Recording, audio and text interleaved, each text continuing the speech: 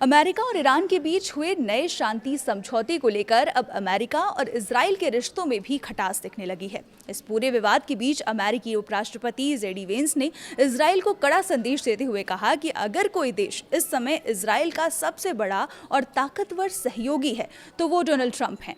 Trump के सिवा तुम्हारा कोई नहीं, हमारे पैसे से तुम्हें हथियार मिले।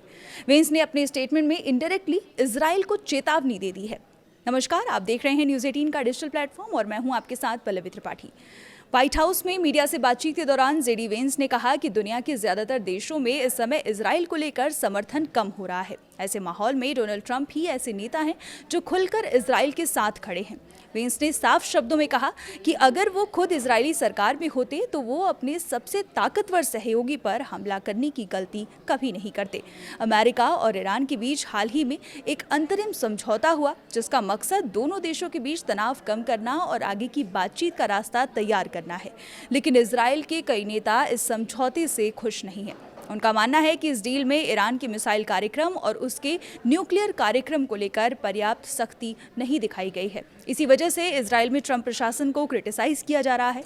जेडी वेंस ने इजराइल के नेताओं को याद दिलाया कि पिछले कई महीनों में अमेरिका ने इजराइल की सुरक्षा के लिए भारी मदद की है। उन्होंने दावा किया कि इजराइल की रक्षा में इस्तेमाल हो रहे कई हथियार और सुरक्षा प्रणालियां अमेरिकी टैक्स पेयर्स के पैसे से तैयार की गई हैं।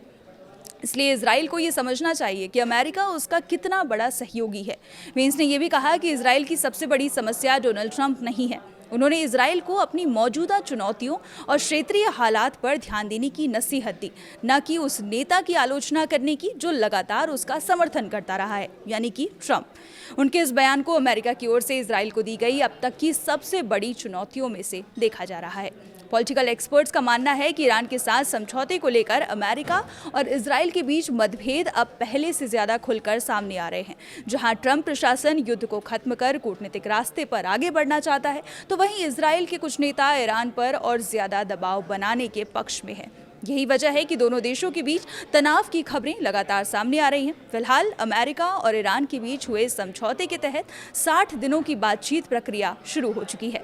इस दौरान दोनों पक्ष कई महत्वपूर्ण मुद्दों पर चर्चा करेंगे। अब सबकी नज़र इस बात पर है कि क्या ये समझौता स्थायी शांति का रास्ता खोलेगा या फिर अमेरिका, ईरान और इजराइल के बीच मतभेद और गहरे होंगे। लेकिन जेडी वेंस के बयान से इतना जरूर साफ हो गया है कि ट्रंप प्रशासन इस समझौते को हर हाल में आगे बढ़ाना चाहता है और इजराइल से भी सहयोग की उम्मीद कर रहा है। ईरान और अमेरिका के बीच ये डील आगे क्या रूप लेती है और क्या इस शांति समझौते में इजराइल अमेरिका के साथ खड़ा रहता है या खिलाफ? आने वाली हर अपडेट के लिए बने रहिए हमारे साथ और देखते रहिए न्यूज़ 18।